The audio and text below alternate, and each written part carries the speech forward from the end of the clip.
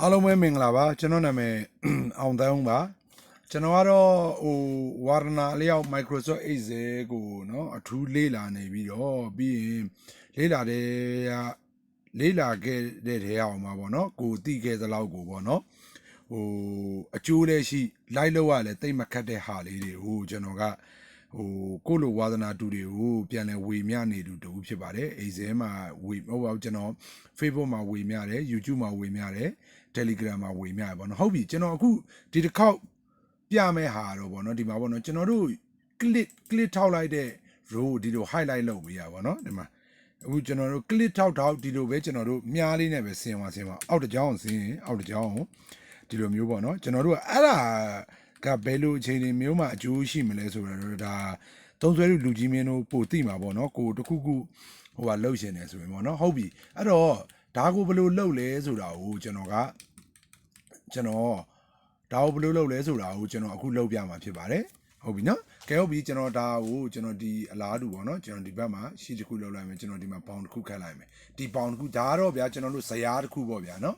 ဇရာတစ်ခုပေါ့ဗျာကျွန်တော်တို့စာရီပါတွေတွင်းထားတဲ့စကားဇရာတစ်ခုပေါ့ဗျာဥပမာ1 2 3 4 sorry 1နှစ်ပေါ့နော်အဲ့လိုမျိုး1နှစ်3လေးပေါ့နော်စကားဇရာတစ်ခုရှိမယ်ပေါ့နော်ကျွန်တော်တို့ဆွဲရှာလိုက်မယ်โอเคဟုတ်ပြီအဲ့မှာဇရာတစ်ခုရှိတဲ့အချိန်မှာပေါ့နော်ဒီဘက်မှာတော့ကိုသွင်းထားမယ်ပေါ့ဗျာဒါတွေကတော့ကျွန်တော်မသွင်းပြတော့အဲ့လိုလုပ်မယ်ဆိုရင်ကျွန်တော်တို့ကဘာအရင်ဆုံးဘာလုပ်ရမလဲဆို conditional formatting ကျွန်တော်ရေးရမယ်အဲ့တော့ conditional formatting မှာကျွန်တော်တို့ကဒီလိုဖြစ်ဖို့ပေါ့နော်ဒီလိုဖြစ်ဖို့အတွက်ဆိုရင်ကျွန်တော်တို့က row ဆိုတဲ့ function ရဲ့ cell ဆိုတဲ့ function ကိုသုံးပြီးတော့ကျွန်တော်တို့ကရေးရမယ်အဲ့တော့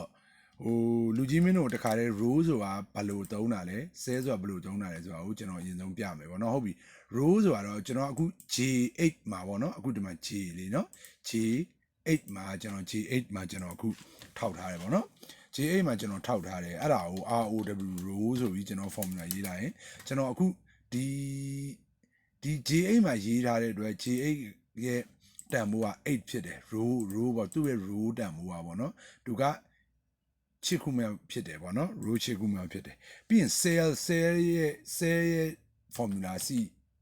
ENN cell ပေါ့နော် cell ဆိုပြီးရင်ကျွန်တော်ကဒီမှာ row ဆိုတာလေးကိုယူလိုက်မယ်အဲ့ဒါကြတော့ကိုရောက်လိုက်တဲ့ cell ပေါ့နော်အခုကျွန်တော်က A1 မှာကျွန်တော်ထောက်လိုက်မယ်နော် A1 မှာထောက်လိုက်ရင်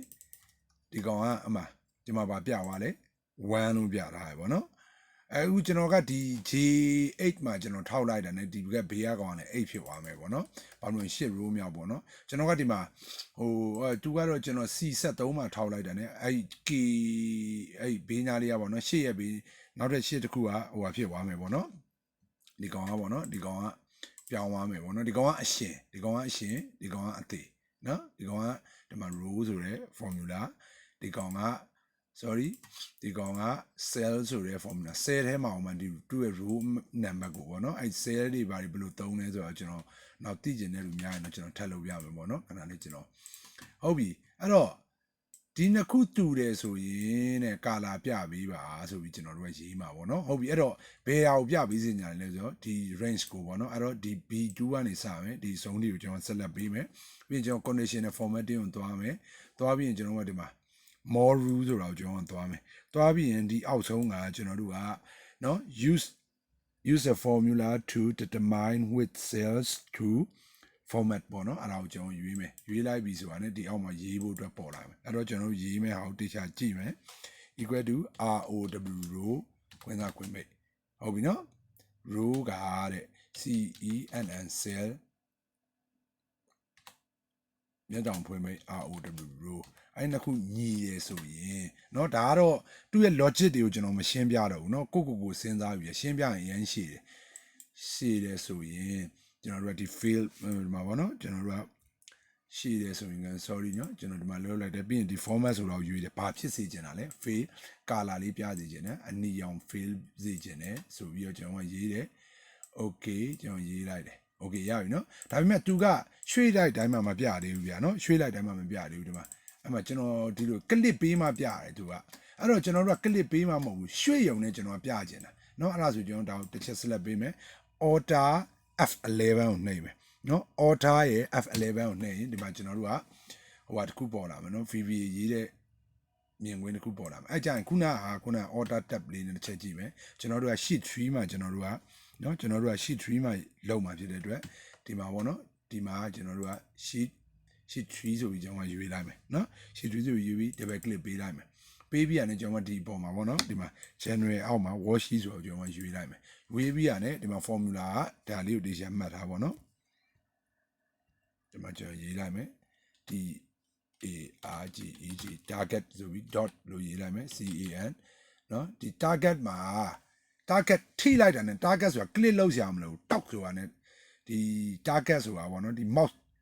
ကတစ်ချက်နှိပ်လိုက်တာနဲ့တပြိုင်နက် mouse ကျသွားတယ်ဒါမှမဟုတ်မြားရွှေ့လိုက်တယ်သူအဲ့ target နေရာမှာရှိရင်တွက်ပေးပါပေါ့နော်အဲ့လိုလုပ်လိုက်တယ်ပြီးရင်ကျွန်တော်တို့ဒီမှာ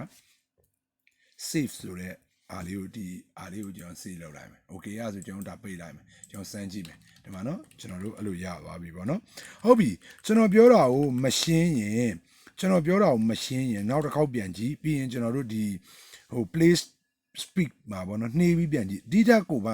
မရှင်းသေးဘူးဆိုရင်ကျွန်တော်တို့ CV မှာလာမေးလို့ရတယ်နောက်တစ်ခုကတော့ဒါမျိုးတွေကဟိုကျွန်တော်စင်းရင်းစစ်တာလို့စင်းရင်းစရာတွင်းတဲ့ဒူတို့ဘာတို့မှာတော့တော်တော်အသုံးဝင်နိုင်မယ်လို့ကျွန်တော်ထင်တယ်ပေါ့နော်ကိုထောက်လိုက်တဲ့ cell လေးကိုသူကမာဘနော်မြားလေးနဲ့ရွှေ့ရင်လည်းသူကအဲ့လိုလုပ်ပေးရပါတော့ okay ဟုတ်ပြီ cell တော့မဟုတ်ဘူးနော်ဒီ line ကိုသူကလုပ်ပေးရပါတော့ cell တစ်ခုချင်းစီလုပ်တဲ့ဟာလည်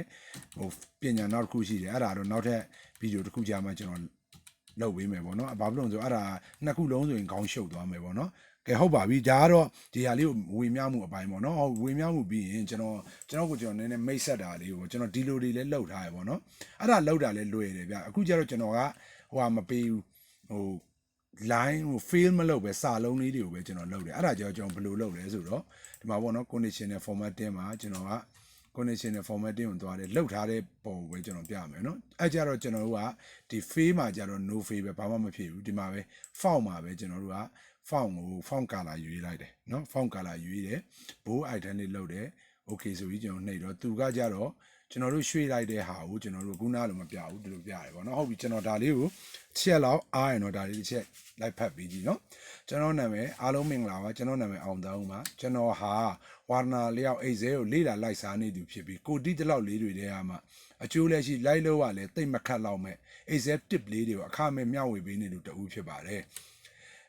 line ပေါ်မှာတော့ကျွန်တော်ထပ်ပို့တော်တဲ့ဆရာမတွေအများကြီးပါကျွန်တော်သိတာတွေကလည်းအကန့်အသတ်ရှိပါတယ်ဒါတွေတော့ကျွန်တော်ကြိုပြောထားတာပေါ့နော်ဟိုပညာစမ်းကျင်တာတွေပြိုင်ကျင်တာတွေဖဲ့ကျင်တာတွေဆိုကျွန်တော် like မဖြည့်ချင်းဘူးပေါ့နော်ဘာလို့ကျွန်တော်ထပ်ပို့တက်တဲ့လူတွေလည်းရှိမှာပဲလေနော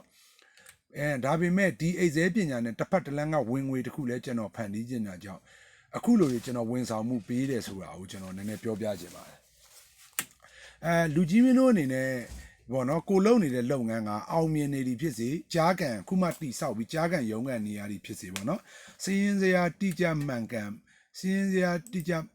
ှန်ကန်မှုကပေါ့ခဏလေးမှုကနော်အင်မတန်မှအရေးကြီးပါတယ်ပေါ့နော်ဘယ်အလုပ်ပဲဖြစ်စီးရင်စရာမှန်မှုလိုပဲပေါ့နော်ထို့တို့တိကျမှန်ကန်စရာအတွက်ဆိုရင်လူကြီးမင်းတို့အနေနဲ့ကျွမ်းကျင်ဝန်ထမ်းခန့်တာကျွမ်းကျင်ဝန်ထမ်းဆိုရင်လည်းကျွန်တော်တို့ကလာစာကတော့တိကျပေါ့ကောင်းကောင်းပေးရတယ်နော်ဒ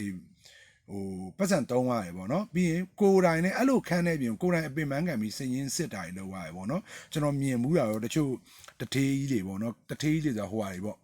့ဟိုကျွန်တော်တို့ဒီဟိုစေးပေးတဲ့တထေးကြီးတွေပေါ့နော် retail တထေးကြီးတွေဆိုလဲပေါ့နော်ဟိုတထေးတိုင်းတော့မဟုတ်ပေါ့နော်တောင်းစီအဲ့လိုမျိုးပင်ပန်းပန်းလှုပ်ရှားမလို့ပဲတထေးရောရှိပြီကျွန်တော်တချို့မြင်ဘူးတယ်သူတို့ပတ်စံလဲချမ်းသာတယ်ဗျာတိုက်တွေကားတွေနဲ့သူတို့ဒီအလောက်ကြောင်းပေါ့နော်ဒါပေမဲ့သူတို့လွတ်လပ်ပေါ့ပါမနေဘူးဗျာကျွန်တော်သူတို့ ਨੇ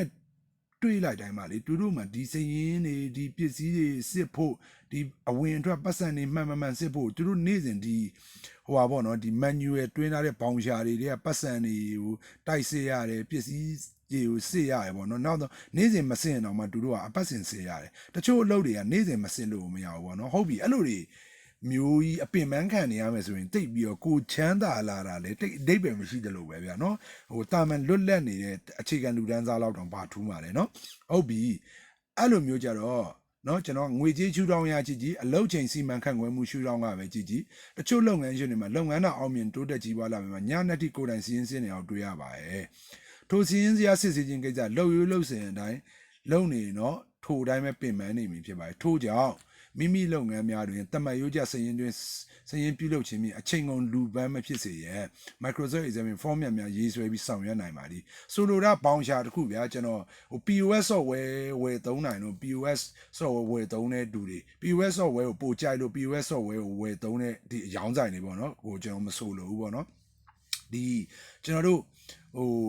ဘောင်းရှာကိုဒီကွန်ပျူတာမှာပေါ့နော်တခါလဲဈေးဝယ်လာတယ်တွင်းတယ်အန်တာခောက်လိုက်တယ် print ထုတ်ပေးစရာရှိထုတ်ပေးတယ်တူကိုတူ record ဆိုပြီးတူကိုတူဒီ data တွေတွားဝင်နေမှာဖြစ်တဲ့အတွက်ပြီးရင်ဒီဘက်မှာ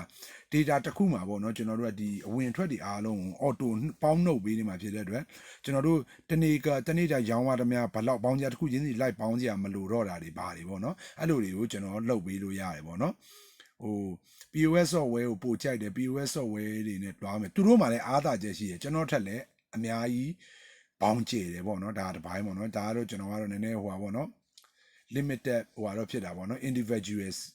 တုံးကျင်တဲ့လူတွေပေါ့နော်ကိုပေါ့နော် Excel ကိုလည်းဝါသနာပါတဲ့လူတွေကိုဝန်ဆောင်မှုပေးတယ်ပေါ့နော်ပြီးတော့ကျွန်တော်ဖန်တီးထားတဲ့ 2D format 3D format football format point of sale နော် POS format မြောက်လဲဆက်တွဲဝယ်ယူနိုင်ပါတယ်ပေါ့နော်တူဈေးလေးနဲ့တူပေါ့နော်ရပါတယ်ကျွန်တော်ကိုလမ်းဟိုဖြစ်လဲနောက်ဆုံးများကျွန်တော်ကိုဆက်ပေးပါအောင်ပေါ့နော်ဖုန်းပေအစဉ်ဟိုအခြေအနေကြောင့်မို့ကျွန်တော်ပြန်ဆက်ခိုင်းလဲကျွန်တော်ဆက်ပေးမယ်ပေါ့နော်ဟုတ်ပြီထို့တို့ဆောင်ရွက်လို့လင်းတင်းမျှတာတော့ပညာခါပင်းကျွန်တော်ကိုတင်းမျှတာတော့ဆိုတာเนาะဆက်တွဲတူရောကျွန်တော်နှစ်ဦးနှစ်ဖက်ကြားကြတာပေါ့เนาะညှိပြီးတော့ပေါ့เนาะအဆင်ပြေမဲ့ပမာဏပေါ့ဗျာเนาะအဲ့တော့ပြီးတော့ကျွန်တော်အရေးရှင်းပေါ့เนาะဟုတ်ပြီကျွန်တော်မဆက်တွေ့ခင်ပေါ့เนาะကျွန်တော်အရေးရှင်းကျွန်တော်ဘယ်လောက်လုပ်ပေးနိုင်လဲကျွန်တော်အနေထားဘယ်လိုရှိလဲဆိုတာပေါ့เนาะကျွန်တော်အကောင့်ပေါ့เนาะအောင်တန်းဦးဆိုတဲ့အကောင့်မှာကျွန်တော်တင်ထားတဲ့မျှဝေမှုဗီဒီယိုတွေမှာရှိတယ်ဒါမှမဟုတ်လေဂရုတွေထဲမှာကျွန်တော်ဟိုမျှဝေထားတာတွေရှိတယ်ပေါ့နော်အဲ့ဒါတွေကိုကြည့်ရှုပြီးအကဲခတ်လို့ရတယ်ပေါ့နော်အဲ့လိုမျိုးပေါ့ဟုတ်ကဲ့ပြီးတော့အထူးအားဖြင့်ပေါ့နော်ကျွန်တော်ကအဲ့လိုလောက်တာလည်းတပိုင်းပေါ့နော်ဒါကကျွန်တော်ဝါသနာပညာနဲ့ကျွန်တော်ဝမ်းစာကိုလည်းတစ်ဖက်တစ်လမ်းကကျွန်တော်နည်းနည်းဖန်တီးကြည့်တဲ့တဘောဒါပေမဲ့ယခုကဲတော့အခမဲ့မြတ်တာဖြင့်ဝေမျှမှုများကိုလည်းဆက်လက်ပြုလုပ်သွားပါမည်ပေါ့နော်ဒါကတော့ကျွန်တော်နာမည်အောင်တန်းဦး399428333335ကျွန်တော်ဖုန်းနံပါတ်ဖုန်းဆက်လို့ရတယ် message ပို့လို့ရတယ်ပေါ့နော်ဟိုမျိုးရန်လိုတာတွေပါတော့မလုံနဲ့ပေါ့နော်ကျွန်တော်လည်းအဲ့အတွက်အချိန်မရှိဘူးဟုတ်ကဲ့ကျေးဇူးအများကြီးတင်ပါတယ်ခင်ဗျာအားလုံးပဲအဆင်ပြေကြပါစေ